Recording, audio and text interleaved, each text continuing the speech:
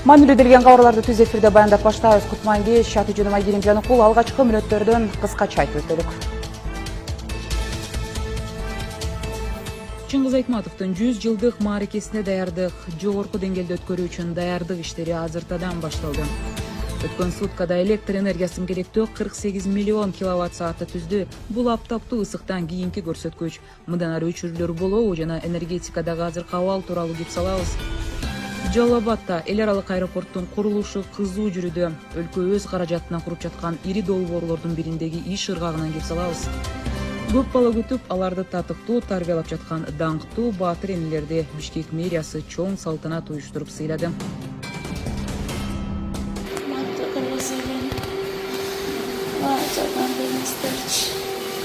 Кыйналып атам, мында жашагым келип атат. Жарым решенный болсо да жашагым келип атат. Жакшынакай жашагым келип атат.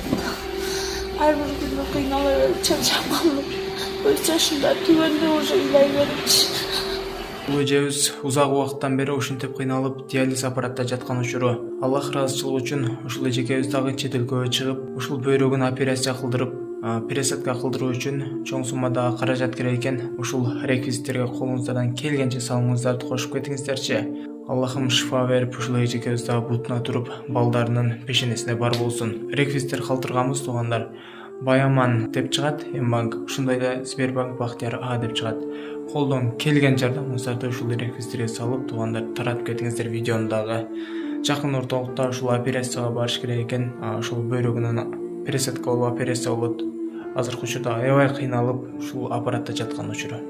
Ташиев жок Кыргызстанда каш болуп кетти. Ташиев жок бензиндин баазы кымбаттап кетти. Ташиев гана өлкөнү өнүктүрмөк. Ташиев жөнүндө эмне айтпайсың жакшы нерселерин деп бир топ комментарий жазып атасыздар. Ташиев бул Кыргызстандын эң чоң коркунучу болчу.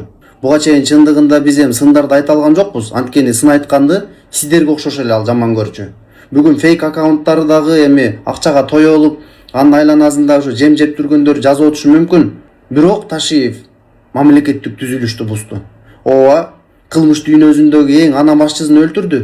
Бирок өзү миңдеген бандиттер жасап койбоду. Пито, Вазелин жана башкалары баардык Кыргызстандын булуң бурчунда тонооду. Жеке ишкерлерден 500 миңдеген арыздар жазып, алар президентке кайрылбадыбы? Кандай айырмасы бар Камчы Көлбаевдин тоногону менен Камчы Ташиевдин адамдарын тоногонун?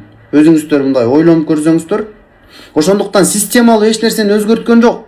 Ал адам кетсе дагы ушул система кылымдар кызмат кылса, мен ошону өнүктүрүүгө салым кошту деп айта алам. Ал салым кошкон жок. Тескерисинче Кудай гана сактады Кыргыздычы. Мамлекеттик түзүлүштү кандай талкалады бир туугандар? Аткаруу бийлигин, мыйзам чыгаруу бийлигин, сот бийлигин баардыгын өзүнүн колуна алып алып, конституция эмес, биз Ташиевдин түшүнүгү менен жашап калганбыз да. Ал каалагандай адамды камап, каалагандай чыгарып, каалагандай жарандык коомду талкалап, Кыргызстандын эң активдүү адамдарын талкалаган, демократиялык баалуулуктарды талкалады, сөз эркиндигин талкалады. Мен деген активистти, мен деген кыйын мындай саясатчылардын баарын барып камай бербеди. 37-жылга теңеп койбоду. Ушул өнүктүрүү. Кыргызстандын эң чоң потенциалы бул сөз эркиндиги. Бул оюбузду эркин айтып, кыска бир байлыгыбыз болсо дагы ошону коргоп мындай өнүктүрүү жолуна алып баруу. Бул талаш тартыштан тактык жарылат дегендей талаш тартышып өнүктүрүшүбүз керек да. Каккан казыктай эле барып эле баардыгын башына ала өргөн ошол жакшыбы? Саясий элитаны талкалабадыбы? Парламенттин баарын басып албадыбы? Сотун каалаганда камап, каалаганда чыгарып атат. Ушул өнүктүрүү бир туугандар. Ошон үчүн Ташиев бул Кыргызстандын эң чоң коркунучу болчу. Ташиев жөнүндө биз сындарды айтып турушубуз керек. Буга окшогон адамдар келсе мен Кыргызстандан кетем. Коркконуман эмес, үмүттүн жоктугунан. Ошон үчүн бүгүнкү күндө Ташиев өзүнүн жазасын достойный алган жок. Бул бүгүн дагы мына эркиндикте жүрөт. Муну окшогон адамдар бийликке келбесин, Кудай сактасын. Жок болот Кыргызстан. Сиздер оюңуздарды айтыңыздарчы. Өнүгүүгө жол зөкүрчүлүктөн башталабы? Чыңгыз Айтматовдун чыгармалары дүйнөлүк адабияттын алтын казынасына келип, анын ысымы Кыргызстанды дүйнөгө тааныткан символдордун бирине айланган. 2028-жылы Залкар жазуучунун 100 жылдык мааракеси белгиленет. Аны жогорку деңгээлде өткөрүү үчүн даярдык иштери азыртан башталып, бүгүн министрлер кабинетинде уюштуруу комитетинин алгачкы жыйыны өттү. Анда юбилейлик жылдын негизги иш-чаралары жана жаңы маданий долбоорлор талкууланды. Өлкө башчынын жарлыгы менен 2028-жыл Чыңгыз Айтматовдун жылы деп жарыяланган. Бул чечим Залкар жазуучунун 100 жылдык мааракесин жогорку деңгээлде өткөрүү жана анын мурастарын даңазалоо максатында белгиленген. Чыгармалары дүйнөнүн 170тен ашуун тилине которулуп, каармандары дүйнөлүк адабияттын ажырагыс бөлүгүнө айланган Чыңгыз Айтматовдун туулганына 2028-жылы 100 жыл толот. Бул тарыхый датаны утурлай бүгүн министрлер кабинетинин төрагасы, президенттин администрациясынын жетекчиси Адылбек Касымалиевдин төрагалыгы алдында жазуучунун 100 жылдыгына арналган мааракелик иш-чараларды уюштуруу комитетинин алгачкы жыйыны өттү. Жогорку деңгээлде өткөрөбүз. Биз өзүбүз өткөрөбүз. 100 жылдык мааракеге даярдык иштери буга чейин эле башталган. Быйыл июнь айында Чолпон Атада өткөн Ысык көл эл аралык форуму мааракелик иш-чаралардын расмий башталышы болду. Форумду президент Садыр Жапаров ачып, ага Албаниянын президенти Байрам Бигай, Кытайдын белгилүү жазуучусу, Нобель сыйлыгынын лауреаты Мо Ян жана дүйнөнүн ар кайсы өлкөлөрүнөн келген белгилүү окумуштуулар, адабиятчылар, коомдук жана маданий ишмерлер катышкан. Мындай масштабтагы акыл ээлеринин келиши биздин Ысык көл форумубуздун эл аралык саясий жана маданият салмагы башка дүйнөлүк форумдардан ашса ашып асты кем калбастыгын далилдейт десем жаңылышпайм. Бул дагы Айтматовдун урматына арбагана таазим, ошону менен бирге Айтматовдун 100 жылдыгын белгилөөгө карата бир машыгуу болуп калды. 100 жылдык деген бул оңой эмес, бул деген бир кылым. Ошол себептен бул жерде чоң иш-чаралар белгиленип жатат. Бишкекте, Таласта жана Айтматовдун аты менен байланышкан бардык жерлерде белгилөө. Пландаштырган иш-чаралар өтүп келаткан жаш муунга, дегеле коомчулукка өзүнүн бир жакшы таасирин тийгизсе, көзү тирүү болсо, 100 жылдык жөнүндө сөз болсо, ошондой эле айтмак. Ал эми Талас областынын Шекер айылында курулуп жаткан Чыңгыз ааламы маданий этнографиялык комплексинде да кызуу иштер жүрүүдө. Президенттин тапшырмасынын негизинде ишке ашырылып жаткан долбоордун алкагында Чыңгыз Айтматовдун үй музейи, заманбап китепкана, кинотеатр, мейманкана жана башка инфраструктуралык объектилер курулуп жатат. 28-жылга чейин Чыңгыз ордосу, Айтматов ордосу Бишкек шаарына салуу, ошо Маданият министрлиги, курулуш министрлиги жана Бишкек шаарынын мэриясы тарабынан ишке ашырылат. Ал жер жөн эле музей эмес, ал жер ошол маданий борбор катары иштеши керек.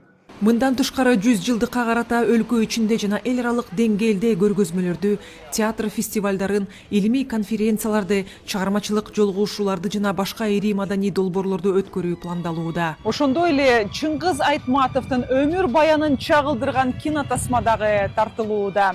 Сюжетте жазуучунун идея үчүн, улуттук өзгөчөлүк үчүн күрөшү камтылган.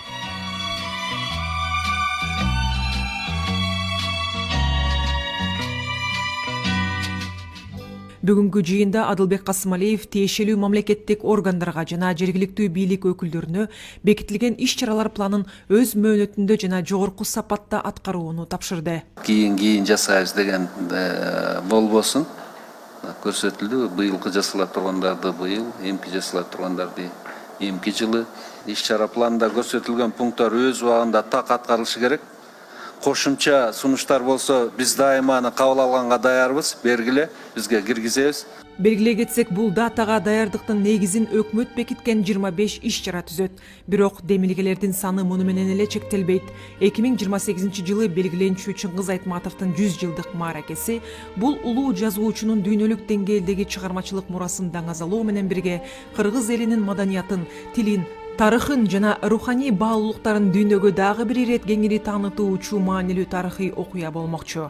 Ал эми Айтматов жылын жыйынтыктоо үчүн Бишкек арена стадионунда эри салтанаттуу иш-чара өткөрүү сунушталууда. Айсулуу Асанбекова, Жумабай Исманалиев, Ала Тоо 24. Министрлик кабинети өлкөдө күйүүчү майлоочу материалдардын баасын туруктуу кармоо боюнча комплекстүү иштерди улантып жатат. Мамлекет калкы үчүн күйүүчү майдын социалдык жактан жеткиликтүү баасын сактоо максатында мунай ташуучулардын чыгымдарынын бир бөлүгүн субсидиялоо механизмин киргизген. Мындан тышкары күйүүчү майдын импортун көбөйтүү үчүн бир катар мамлекеттер менен сүйлөшүүлөр жүрүп, кызматташтык кеңейтилүүдө. Кененирээк бул туурасында кийинки сюжетте баяндалат. Күйүүчү майдын тартыштыгы бүгүн дүйнөлүк тенденцияга айланды. Буга геосаясий жаңжалдар, мунайды кайра иштетүүчү заводдордун кубаттуулугунун азайышы жана мунай өндүрүлгөн аймактардагы деңиз транспорттук каттамдардын үзгүлтүккө учурашы сыяктуу бир нече фактор себеп болууда. Кыргызстан үчүн бул маселе Орусиядагы мунайды кайра иштетүүчү заводдордун иштен чыгышынан жана анын натыйжасында рынокто жаралган чоң суроо талаптан кийин курчуду. Бирок министрлер кабинети бензиндин баасын турукташтыруу боюнча ыкчам чараларды көрүп, мунай сатуучулардын чыгымдарынын бир бөлүгүн республикалык бюджеттен компенсациялоо механизмин иштеп чыкты. Субсидия биринчи кезекте АИ 92 үлгүсүндөгү бензинге жана дизелдик күйүүчү майга тиешелүү. Мамлекеттик субсидия механизми ишке кирген учурда 1 тонна бензиндин баасы болжол менен $860 түзсө, учурда анын наркы $1400 чейин жетти. С нашими ассоциациями нефтетрейдеров. Биз мунай сатуучулар ассоциациялары менен бир катар кеңешмелерди өткөрдүк. Күйүүчү майлоочу материалдар кандай келишимдик баа менен алып келинбесин, биз алардын чыгымдарынын компенсациялануучу бөлүгүн мамлекет тарабынан теңдеп берүүгө убада кылдык. Бүгүнкү күндө бардык келишимдер ачык айкын жүргүзүлүүдө. Мамлекеттин күйүүчү майлоочу материалдарга социалдык жактан адилеттүү бааны кармап туруу үчүн конкреттүү чаралары жана мүмкүнчүлүктөрү бар. Бул баалар өлкөнүн бардык аймактарында тең салмактуу сакталышы үчүн дифференцияланган механизм колдонулат. Мындан тышкары министрлер кабинети күйүүчү майды импорттоо боюнча бир катар мамлекеттер менен кызматташууну кеңейтүүдө. Беларусь Республикасы менен түзүлгөн макулдашуунун алкагында күйүүчү май жеткирүү иштери жүргүзүлүп жатат. Жүктөрдү Орусиянын аймагы аркылуу транзиттик өткөрүү маселеси толугу менен чечилип, Беларустан күйүүчү май жүктөлгөн бир нече вагон Кыргызстанга жөнөтүлдү. Мамлекетибиз толукча чара көрүп атат. Бир тараптан башка мамлекеттерден алганы, мисалы үчүн Белоруссиядан, Кытайдан, Азербайджандан, андан тышкары мунайды, мисалы үчүн Казакстандан мазут катары алып келип, анын өзүбүздө өндүрсөк, бензин менен дизелди чыгарсак деп аракеттерди кылып атабыз. Же Өзбекстанга мунай продукталарды жеткирип, ошол өзбекстандык фабрикаларда бензин жана дизелди чыгарып өзүбүзгө алып келе турган аракеттерди көрүп атабыз.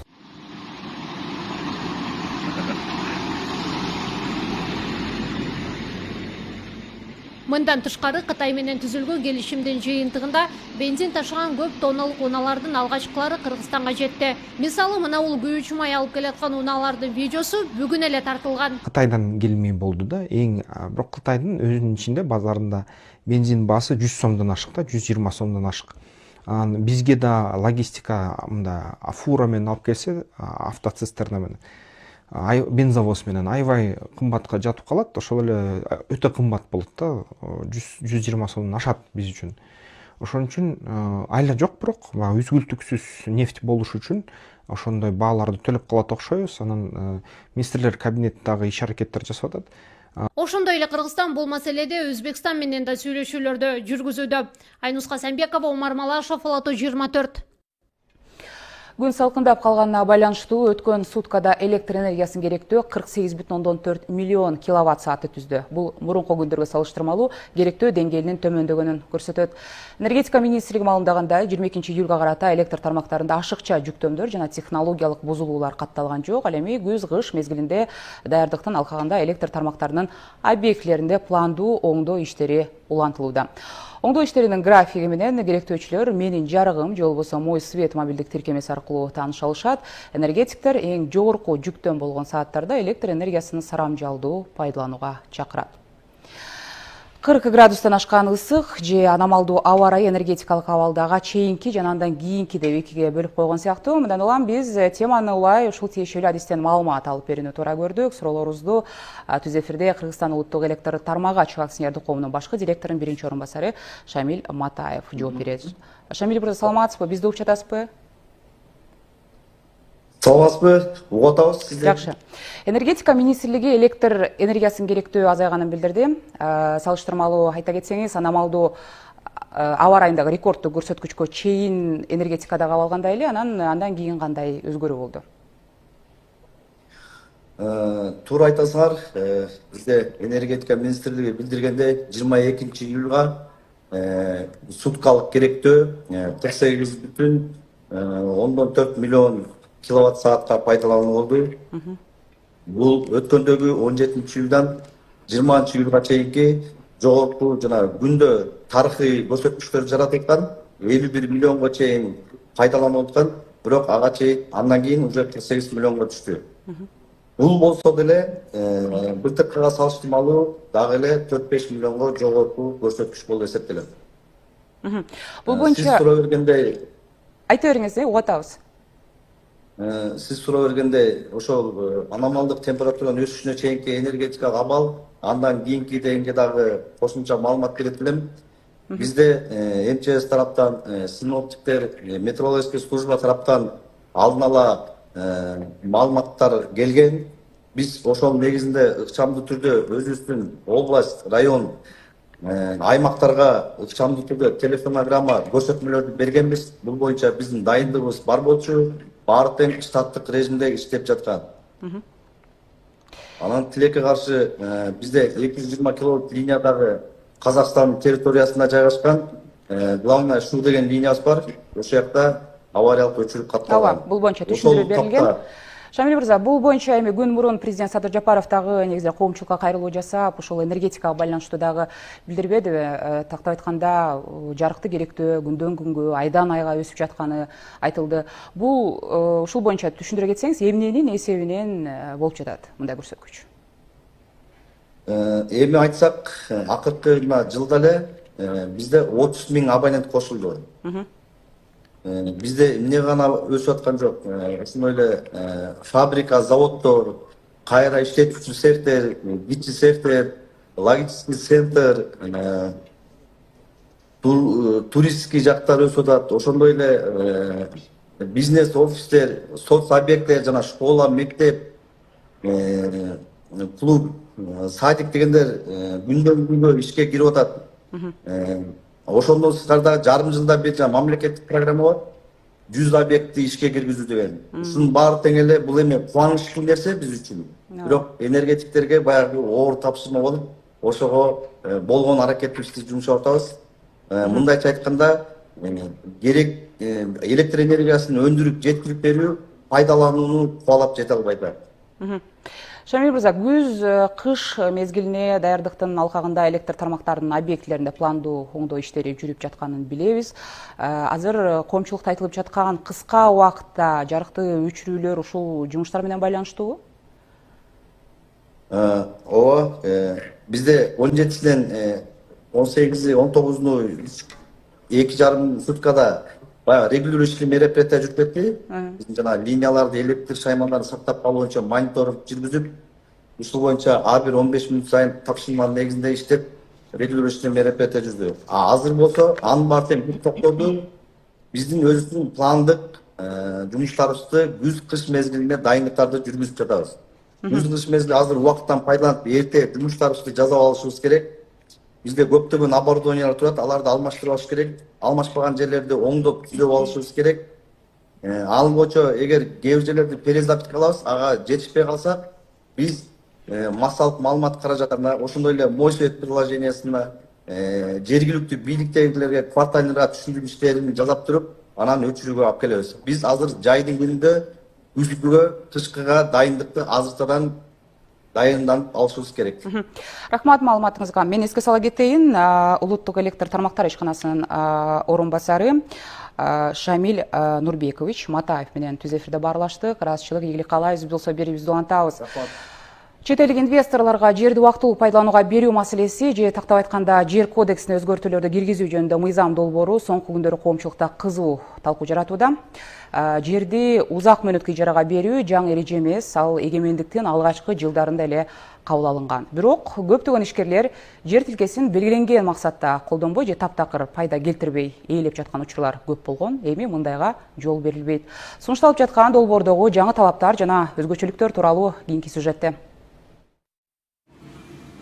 Жер кодексине өзгөртүүлөрдү киргизүү жөнүндө мыйзам долбоору кызуу талкуу жаратууда. Жерди чет өлкөлүк инвесторлорго узак мөөнөткө ижарага берүү маселесине токтолгондор көп. Бирок бул жаңы эреже эмес. 1992 жылдан бери иштеп келатат. Борбор Азиядагы Америка университетинин курулушуна Түркия менен байланышы бар Бетас Торес Россиянын Газпром ишканасына 49 жылга берилген. Бул жана башка мисалдарды тизмектеген мамлекеттик салык кызматынын төрагасы, мурда инвестиция боюнча мекемени жетектеген Алмамбет Шыкмаматов эң негизгиси жерди пайдалануунун эрежесин көзөмөлдөп, келишимде каралган талаптар аткарылышы керек экенин айтат.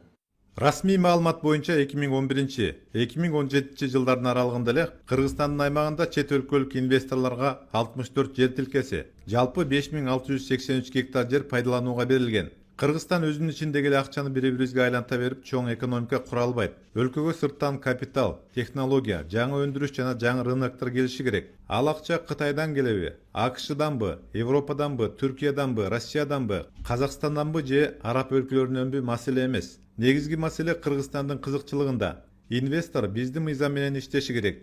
Жер сатылбашы керек. Мамлекеттик көзөмөл болушу керек. Алган милдеттемесин аткарышы зарыл.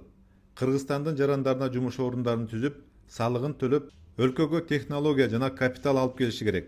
Милдеттенмесин аткарбаса келишим бузулуп, жер мамлекетке кайтарылышы керек.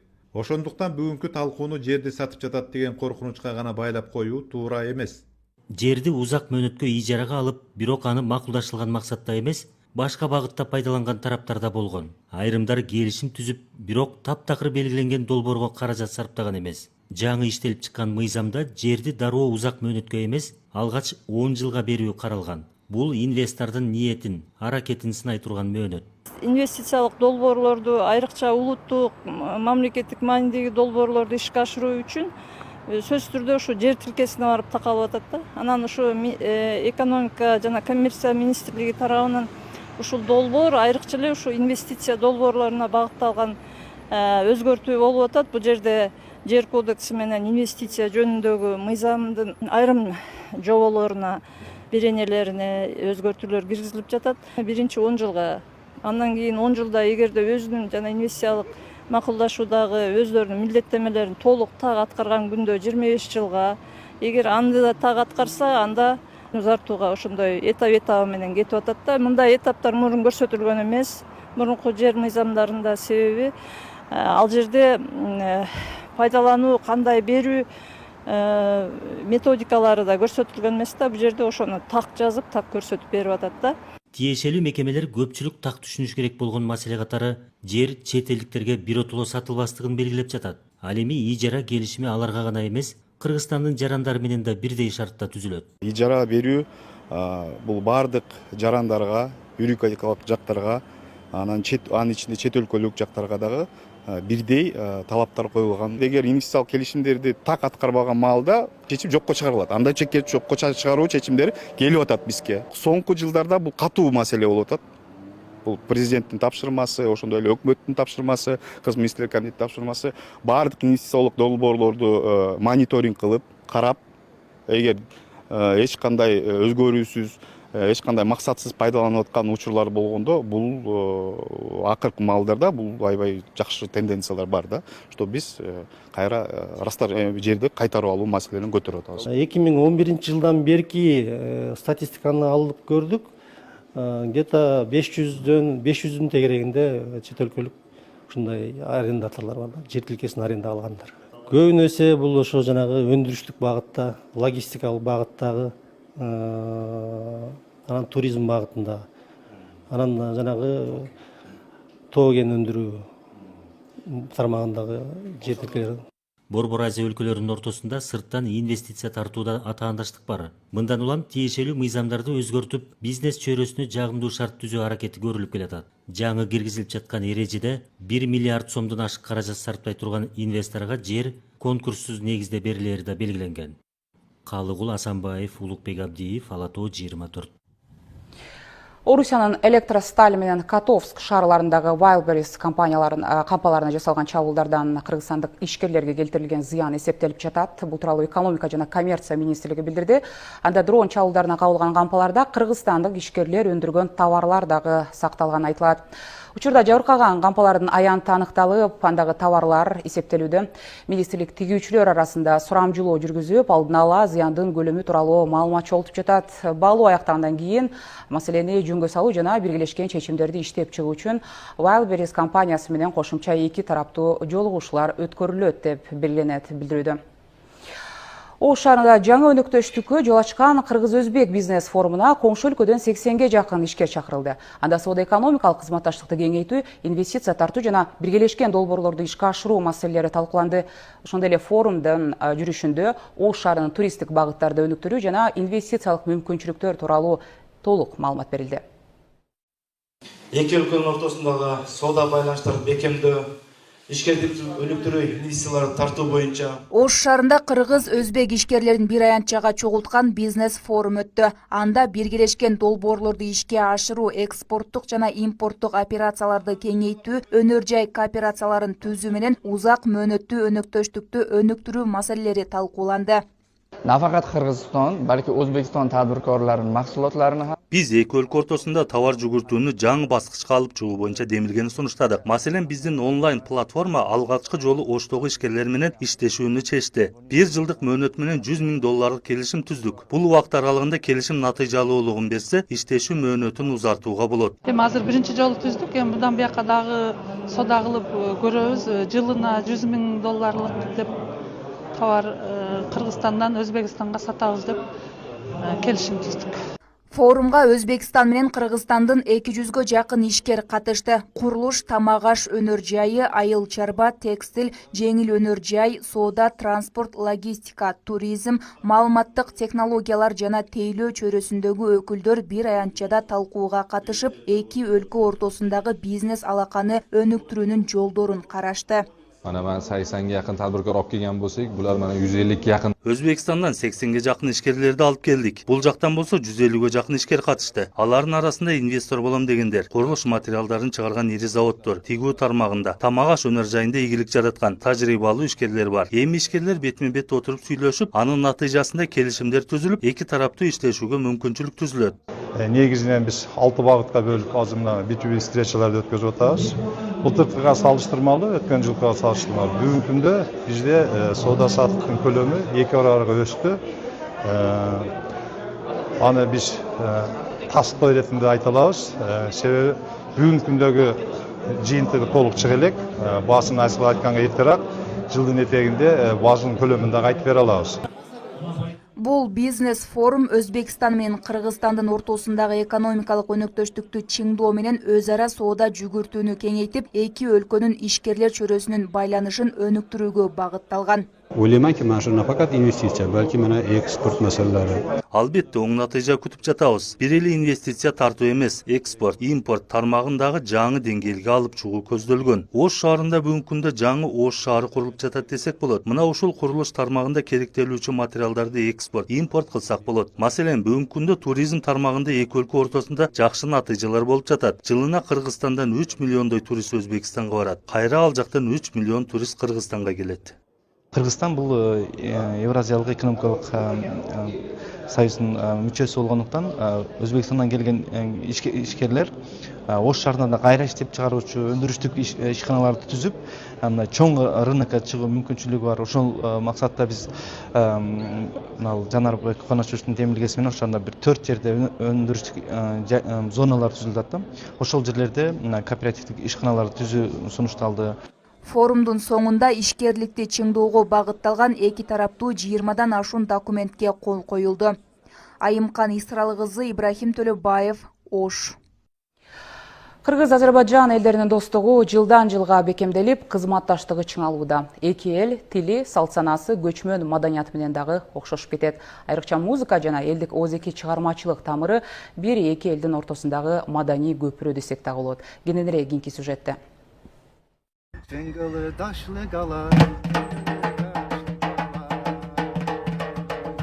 Бул Азербайжан элинин улуттук музыкалык аспабы нагара. Анын добушу кыргыздар үчүн дагы жат эмес. Кыргызстандагы Азербайжан диаспорасы Нооруз майрамы, достук фестивалдары сыяктуу маданий иш-чараларга активдүү катышып, өнөрүн тартуулап келет. Кыргыз-Азербайжан элдери тарыхый тамыры, менталитети, тили менен көп жагынан үндөшүп, окшошуп да кетишет.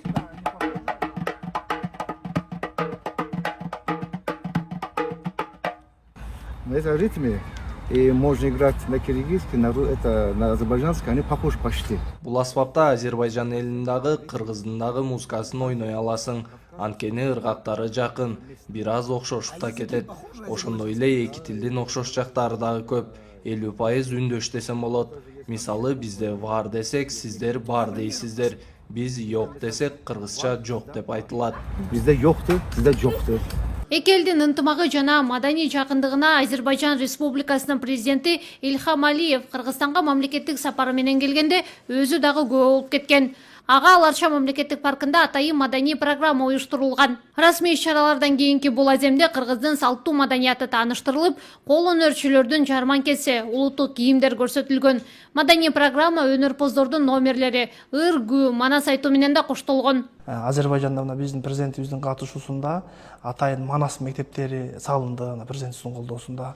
Толук баштан кыргыз тарап өзүлөрү салып, боз үйүнө чейин, кыргыздын колдонгон буюм тайымдарына чейин бардыгын шартын түзүп, өз каражатына ошол улуттун сыймыгы дөөлөтү болгон манас атабыздын ысымын берип кылды. Бул жалпы билим берүү мектеби. Акыркы жылдары Кыргыз-Азербайжан элинин алакасы дагы да тыгыз болуп баратат. Айрыкча Азербайжан жаштарынын арасында манас айтып, улуу эпосту түрк дүйнөсүнө таанытып келаткандар дагы бар. Алардын бири Түркөш Алиев.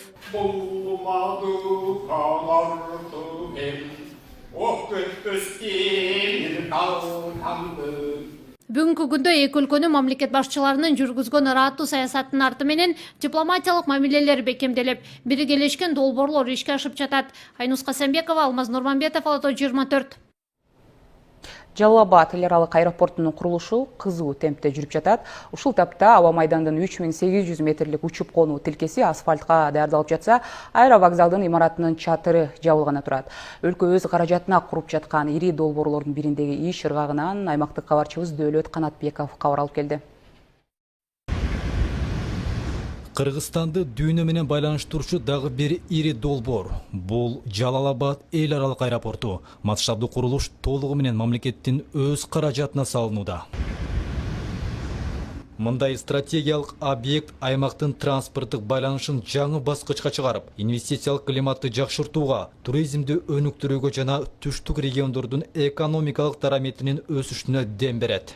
Биз азыр жаңы курулуп жаткан Жалал-Абад эл аралык аэропортунун курулуш аячасындагы, тактап айтканда, учуп конуу тилкесине турабыз. Бул тилкенин жалпы узундугу 3800 метрди түзөт. Ушул тапта шагыл ташуу жумуштары дагы деле уланып жатыптыр. Өзүңүздөр байкагандай, техникалар тынымсыз иштеп жатат. Учурда жумуш кызуу жүрүп жаткан маал экен. Буюрса, взлетный посадочный полоса, рулежный дорожка, перрон менен жарымы уже жер иштери бүттү. Взлетный посадочный полосада 90% жер иштери бүттү. Андан тышкары уже жол каттамга баштадык. Биринчи слой саббей салынып атат. Азыркы учурда көрүп аткан болсоңуз, перронду болсо засыпканы баштап атабыз. Бул жерге 300 000 кубка жакын материал керек болот. Буюрса, келечекте алдагы убакытта ушул жерди толтурабыз. Эл аралык аба майдандын учуп конуу тилкесине өзгөчө маани берилип, алдыңкы технологиялары менен салынууда. Анткени аэропорт ишке киргенде кандай гана аба ырайы болбосун, көлөмдүү учактарды кабыл алуу мүмкүнчүлүгүнө ээ болот. Мындан улам 4Е категориясына шайкеш келип бүткөрүлүүдө. Мында былтыртан бери жер иштери тынбай жүрдү. Ушул тапта дагы таптоо жумуштары уланууда. Өзүбүздүн территориядан чыккан материал 2,5 миллион куб материал бар. Ошол 2,5 миллион кубтун материалы 2 миллион 200 миңге жакын кубун чыгарып, ошол эле материалды кайра эле иштетип участокко таратып атабыз. карьерден минимум материал колдонууга аракет кылып атабыз. Жерибиздин уклонубуз аябай көп болгон үчүн ошол жерди түшүргөнгө туура болот. Участоктун аяк жагынан казып чыгарып, материалдар тарап, анан эң көбүнчөсү участоктун баш жагына кетет. Ал жерди көтөрүш керек.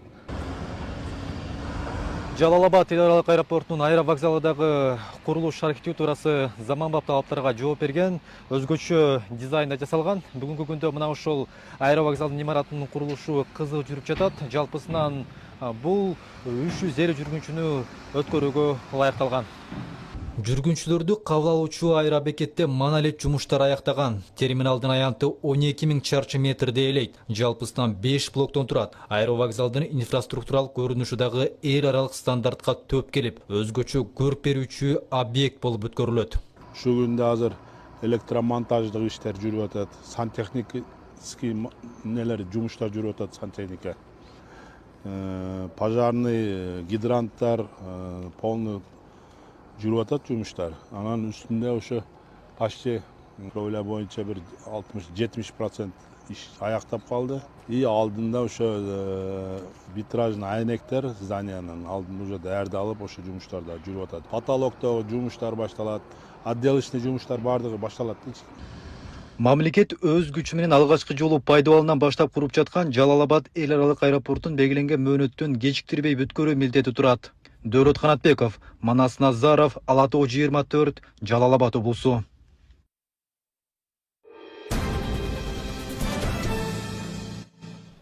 Бүгүн Бишкек мэриясы шаардагы көп балалуу энелерди чакырып, аларга сый урмат көрсөткөн атайын салтанаттуу иш-чара өткөрүп, баатыр эне жана эне даңкы медалдарын тапшырды. Очор Бачар үй бүлө күтүп, бактылуу турмушту баштан өткөрүп жашап жаткан Ордо калаадагы энелердин саны бул ирет жалпысынан 200гө жакын болду. Урматтуу баатыр энелер, көп бала күтүп, аларды татыктуу тарбиялап жаткан даңктуу баатыр энелерди Бишкек мэриясы бүгүн чоң салтанаттуу уюштуруп сыйлады. Бул учур Канат Томонов үчүн дагы толкундаткан күн болуп турат. Ал баатыр эне болгон жубайына дем берип, маанайын көтөрүп, кубанычын тең бөлүшкөнү келди. Биз аялым экөөбүз жашагандан бери 7 балалуу болдук. Ошо баатыр эне намын алган үчүн ошо аялымды куттуктап келдим. Баатыр энелиге ошо медаль дейт, анын пенсиясына кошулуп акча каралат экен. Жасагын көрүп жатарбыз. Келинчегим да сүйүнүп атат. Сүйүнүч боюна батпай ошо чакырганга келип отурабыз. Баатыр энелерди көбүнчө балдары чоңойсо университетке окуган жагынан мамлекет жеңилдик берет деген жаңылык кубантууда. 4 ул бир кызым бар эле, ушул эки акыркы кызым, 6-кызым, май көтөнүм деп коет го кыргызда. Ошондой эки кыз 4 ул болду. Жакшы эле жеңилдиктер болот экен, окуу жайга тапшыра турган болсок, балдарыбызды 100% бекер окуусуна жардам болот экен. Коммуналдык төлөмдөргө жеңилдиктер болот экен. Жакшы эле жеңилдиктер бар. Азыркы учурда контракт 80 миңден 100 миң, андан дагы жогору болуп атпайбы? Бул аябай чоң жеңилдик да. Азыр даже керек болсо жакшы вуздарда 300 миңге чейин чыгып кетиптир. Мынакей аутсадан уктум, анын контрагы бир 600 миңдей экен. Эгерде аутсага тапшырам деп калса, бул абдан сонун жакшы жаңылык да, мен үчүн кубанычтуу нерсе. Бул күндү аябай күткөнбүз. Бизге ушул баатыр эне намын алууга чакырып келгенден бери ар бир көз жарган баламды, ар бир кыйынчылык убакытты баардыгын эстеп, аябай толкунданып, албетте ушул учурду аябай күткөнбүз.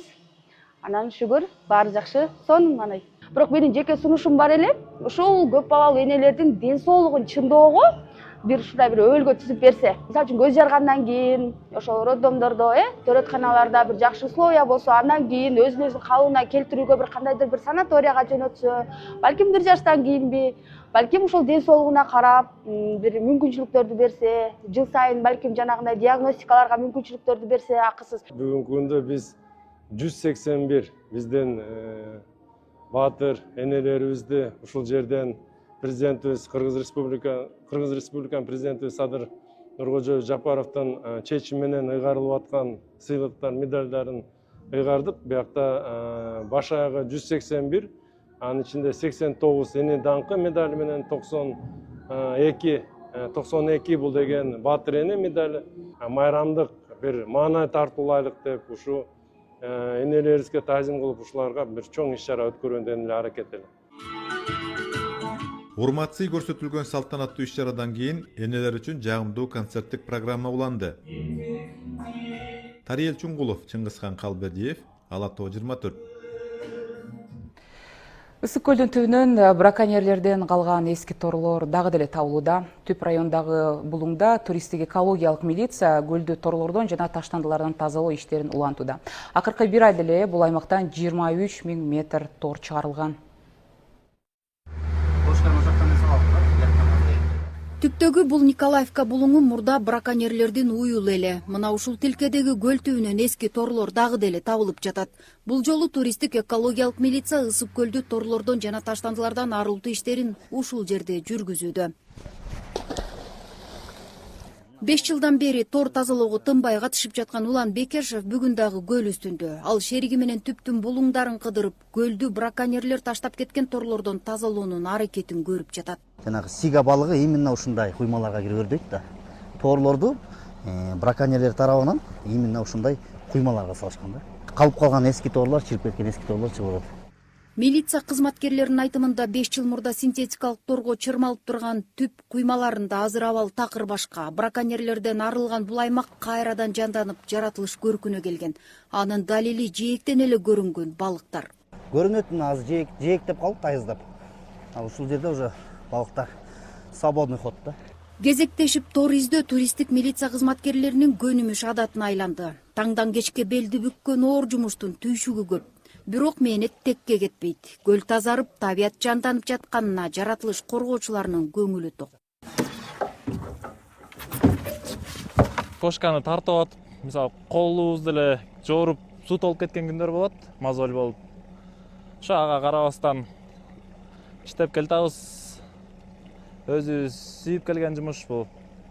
Бала кезде кыялыбыз болчу. Көбүнчө эңкейип алып иштейсиң да бияктан тоор тартып, анан бел чыдатпай кеткенден жаныбыздагы напарниктер менен алмаш тартабыз тоорду.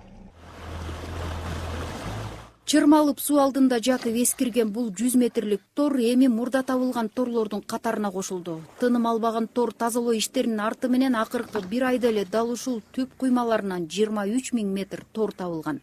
Могу биздин оң жакта турган тор бул бир айлык именно түп районунун заливтеринен чыккан торлор. Азыркы учурда күнү түнү кызмат өтүп атышат кызматкерлер. Көл үстүндө, көл жээктерде кызмат өтүп атышат. Азыркы учурда бардыгы ошо эски торлор чыгып атат. Жаңы торлорду салдырбаганга өз күчүбүздү жумшайбыз. Быйыл жыл башынан тарта 6 айдын ичинде Ысык көл облустук ички иштер башкармалыгынын туристтик экологиялык милициясы көл астынан 157 600 метр тор чыгарып 5 тонна таштанды чогулткан.